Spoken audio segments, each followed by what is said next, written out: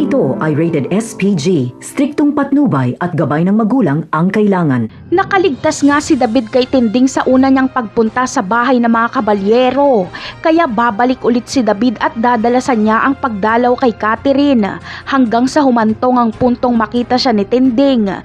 Pipilitin kasi ni Noy at Tinding na makita ang mukha ng manliligaw ni Catherine dahil nagtataka sila kung bakit hindi ito magustuhan ni Catherine samantalang mayaman at gwapo naman daw ito.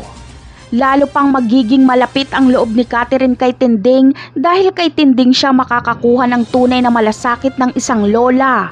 Papayagan ni Senyor Facundo na mag-usap si Tinding at Catherine. Maaawa kasi siya sa kanyang apo dahil alam niyang ayaw nito kay Jesus pero pinipilit ni Senyora Bettina. At least may nahihingian ng payo si Catherine. Samantala, magkukrus naman ang landas ni Tanggol at Catherine. Pupunta kasi si Catherine sa palengke ng Quiapo at may bibilhin lang siya. Habang si Tanggol naman ay naglalakad pa uwi na sana kila Bubbles. Kakagaling niya lang sa ospital dahil sa pagkahulog ni Lena sa hagdan. Makikita ni Tanggol ang isang magandang babae na nangangailangan ng tulong dahil nadukutan ito. Kaya tutulungan niya si Catherine. Sa tingin niyo, si Catherine na kaya ang muling magpapatibok ng puso ni Tanggol?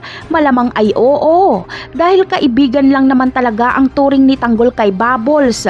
At isa pa ay kay Jesus talaga ikakasal si Catherine pero sa tunay na Jesus at hindi kay David. Kaya abangan na lang natin yan sa mga susunod na episode. Paalam!